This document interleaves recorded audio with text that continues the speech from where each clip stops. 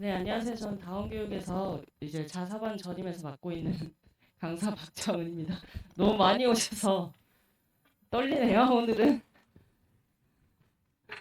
어, 일단은 저희 학원에 자사반이 뭐 제가 맡는 반 말고도 다른 반도 이제 자사반이 있는데 기본적으로는 기본 응용 심화 이렇게 세 단계로 이루어져 있다고 보시면 될 것 같고 근데 플러스 알파라고 되어 있는 부분은 담당 선생님들마다 선생님들 특징에 따라서 달라질 수도 있고 교재 라인도 조금씩은 이제 담당 선생님에 따라서는 달라질 수 있을 것 같아요.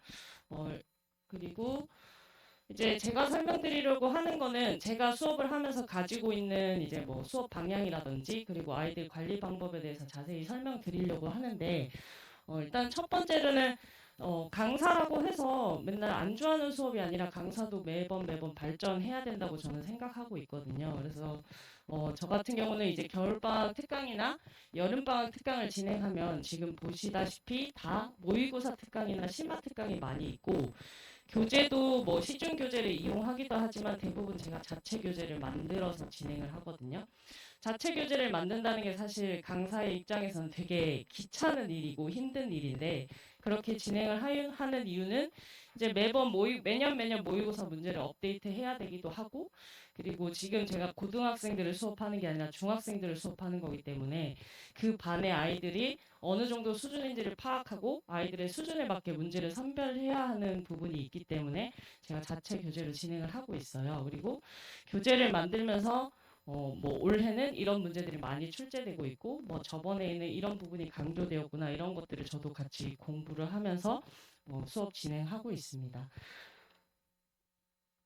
정규 수업에서도 사실 뭐 월수금 반이 있고 화목토 반이 있으면 뭐 월금 화토는 정상적으로 수업을 진행을 하지만 수요일이나 목요일 같은 경우에는 제가 중학교나 고등학교 기출 문제를 가지고 이제 수업을 진행하고 있어요. 그래서 저 기출 문제 같은 경우에도 뭐 편집을 해서 어떤 단원별로 소트를 해서 뭐 교재를 주기도 하고 아니면 전체 문제를 다 풀기도 하는데 이제 모의고사뿐만 아니라 실제 학교에서도 어떻게 지금 출제 경향이 이루어져 있는지를 제가 파악을 잘 하고 있고 그리고 뭐 양정 중의 특징은 어떻고 월천 중의 기출 특징은 어떻고 이런 부분들을 잘 파악하고 있으니까 내신 대비 부분에 대해서도 크게 걱정은 안 하셔도 될 것 같아요.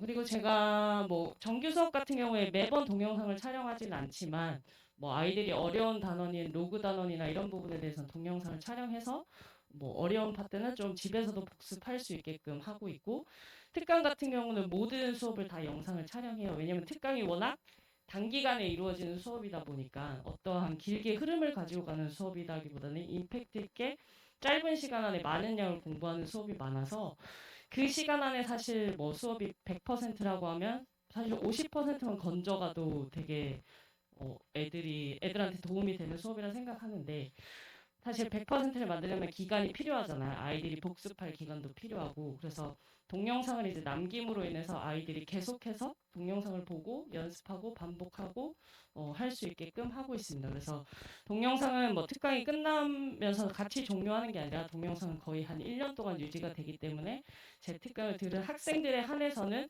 1년 동안 그 동영상을 보면서 복습할 수 있게끔 그렇게 제공을 하고 있고요.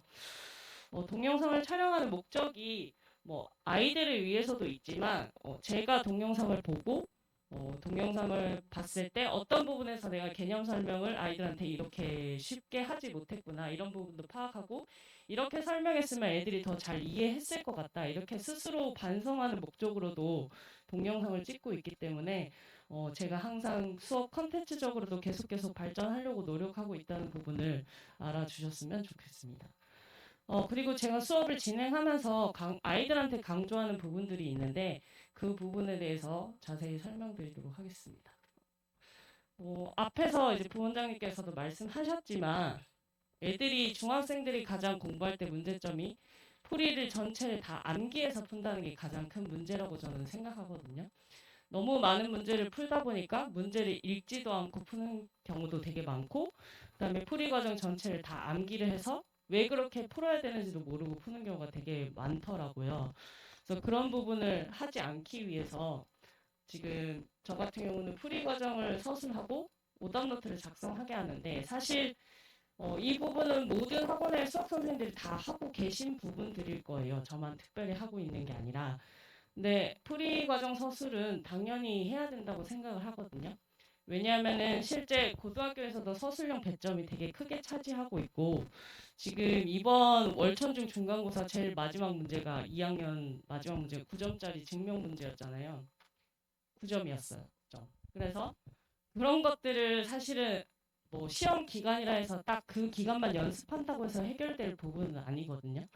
그래서 평소에 연습을 해야 되기 때문에 평소에 미리미리 풀이 과정을 논리적으로 서술하는 연습을 생각보다 많이 해야 돼요. 그래야지만 시험에서 그 실력을 발휘할 수 있고 양정중 같은 경우에는 워낙 서술형 문제를 많이 내는 걸로 유명하고 뭐 신목중이라든지 모근중 같은 경우는 시험은 객관식으로 출제가 되지만 따로 서술형 수행평가를 이제 비중을 많이 둬서 이제 수행평가를 따로 진행하고 있기 때문에 서술형 연습은 평소에 많이 해둘수록 아이들한테 도움이 된다고 생각합니다. 그리고 오답노트를 작성하는 부분은 저도 예전에는 다른 선생님들이랑 똑같이 오답노트를 했어요. 뭐 숙제 해오고 채점해서 틀린 문제 같이 풀고 그거 다시 집에서 오답노트 해와라. 이렇게 했더니 아이들이 이제 머리를 쓰는 거죠.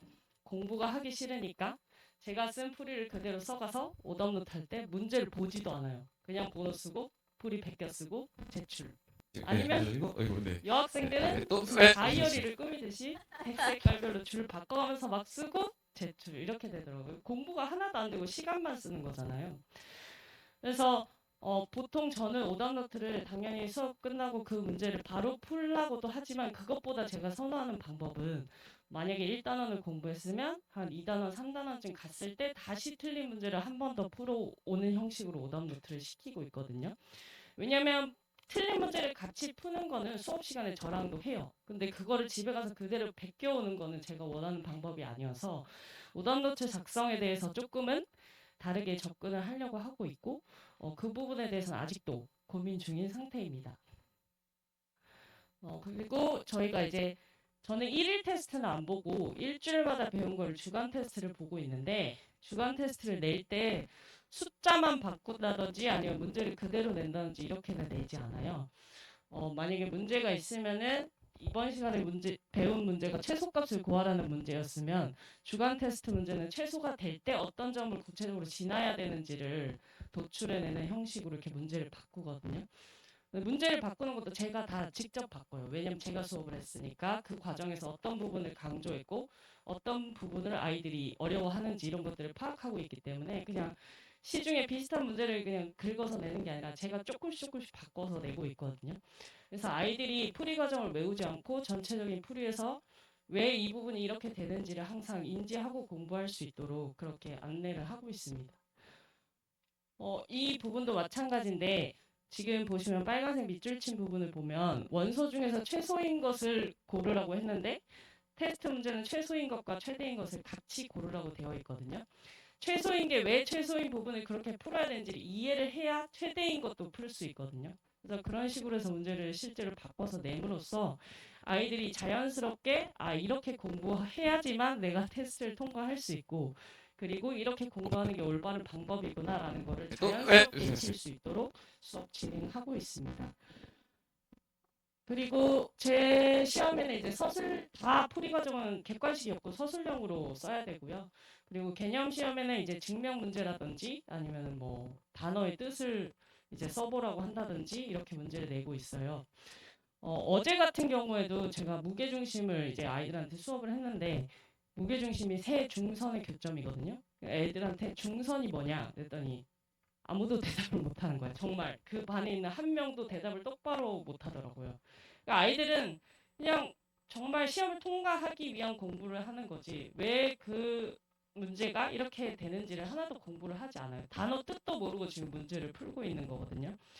그렇게 되면 사실 뭐 중학교 뭐 90, 80점 후반 90점대까지는 가능해요. 그렇지만 100점은 절대 불가능하고 고등학교 가면 더더욱 상위권은 불가능한 점수거든요. 그렇게 만약에 공부를 한다면 그러면은 이제 자기가 중학교에서 아무리 100점이고 뭐 우연치 않게 100점이 나왔어도 고등학교 가면 4등급이에요. 무조건.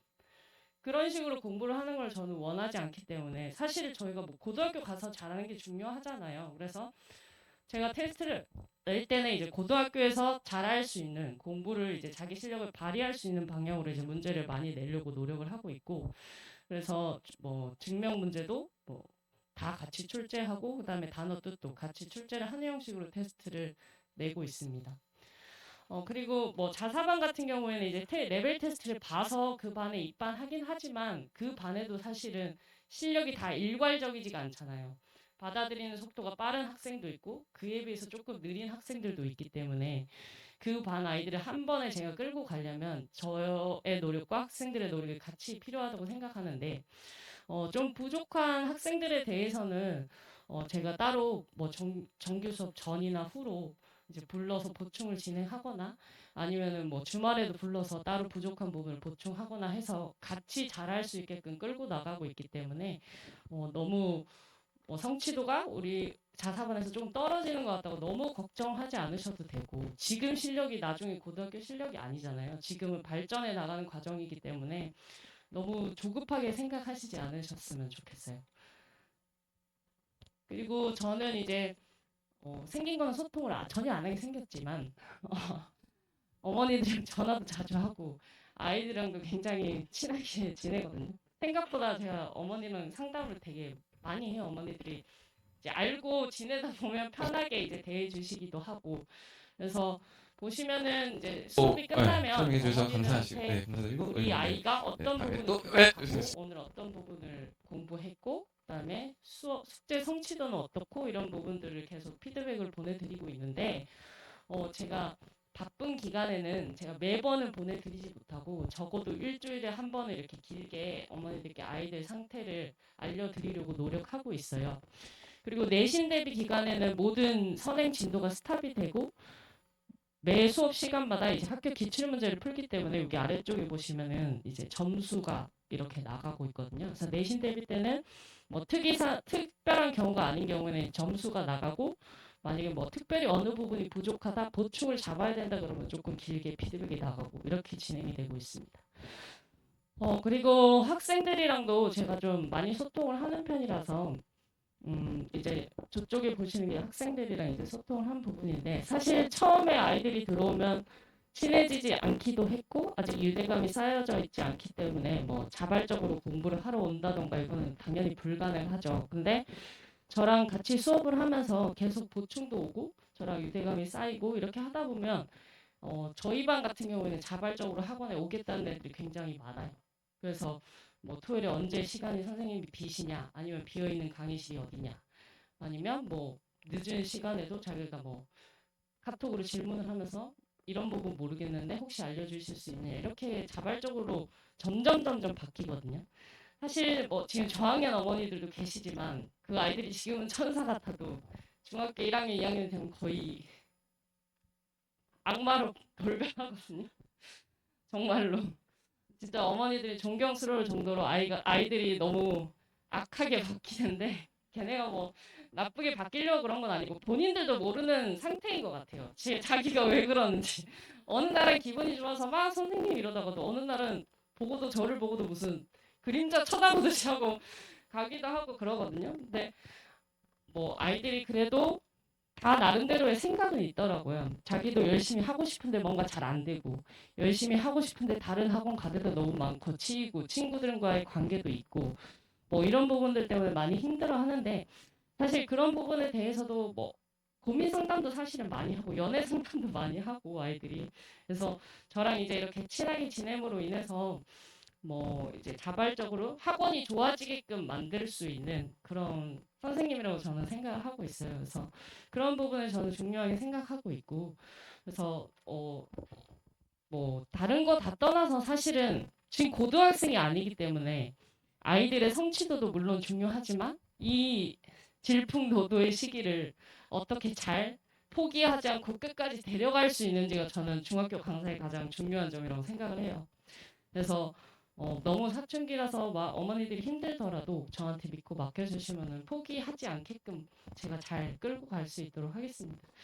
그래서 이번에는 제가 겨울방학 특강을 두 가지를 진행을 하는데 대수심화 특강이 18회로 구성이 되어 있어요. 그래서 대수 심화 특강은 이제 월수금 주 3회 이루어지고 1시 반부터 이제 4시 반까지 3시간 동안 이루어지고요. 당연히 이제 교재는 자체 교재로 진행이 되고 좀 심화 특강이기 때문에 모의고사 3, 4점짜리 위주로 조금 진행이 될 것 같고 모의고사 3, 4점 외에도 이제 뭐 블랙라벨 교재에 있는 문제라든지 아니면 뭐 최강 TOT 아니면 고등 기출 이런 것들을 같이 제가 섞어서 교재를 구성할 예정이고 그렇다고 해서 문제풀이만 하진 않고요. 당연히 그 문제마다 필요한 중요한 개념들을 같이 설명을 하면서 수업을 진행할 예정입니다. 그리고 공통수학원 기본 수업도 이번에는 구성이 되어 있는데 제가 너무 심화 수업만 한다고 생각하시면 안 되고요. 개념 수업도 잘 하거든요. 그래서 개념 원리랑 자체 교재로 해서 이제 방학동 공통수학 원 기본인데 공통수학 원 내용이 생각보다 많이 줄었어요. 그래서 12회로 완성이 가능하거든요. 그래서 아이들이랑 같이 방학 동안 화요일, 목요일 주 2회로 구성을 해서 열심히 진행을 해보도록 하겠습니다. 그래서 보통 방학 특강 수업도 다 똑같이 거의 비슷하게 진행이 되는데 방학 특강은 매번 1일 테스트를 쳐요. 그래서 앞에 수업 전에 한 15분에서 20분 1일 테스트를 치고 그 다음에 나머지 시간은 개념 설명하고 아이들이랑 질의응답하는 형식으로 수업을 진행하고 마지막에 이제 30분에서 40분 정도는 특강이기 때문에 아이들이 더 이해하는 폭이 다 다른 친구들이라서 개별 클리닉이 꼭 필요하거든요. 어떤 학생은 잘하는 학생은 추가로 문제를 줄 거고 조금 어려워하는 학생은 이제 그 개별 클리닉 시간에 개별 질문 통해서 좀 자기 거 부족한 부분을 채워갈 수 있게끔 이렇게 특강을 진행하도록 하겠습니다. 네. 저쪽에 있는 거는 제 유튜브 채널이거든요. 그래서 모든 동영상이 공개로 되어 있진 않아요. 그래서 뭐 몇 개만 이제 일부 올라가 있는데 혹시라도 관심이 있으시면은 뭐 들어가셔서 보시면 좋을 것 같고 지금 제가 이쪽은 진행하고 있는 반에 현재 진행하고 있는 진도예요. 그래서 사실 뭐 제가 이렇게 제 자랑을 한다고 해서 뭐 어머니들 믿으실 거라 생각하지 않고 수업 수업 듣는 학생들 혹은 들어갔던 학생들 어머니들한테 많이들 물어보시고 여기저기 많이 물어보시고 제가 어떻게 수업한다는 걸 한번 많이 들어보시고 그 다음에 판단하셔서 네, 수업 참여해 주시면 좋을 것 같습니다. 네, 감사합니다.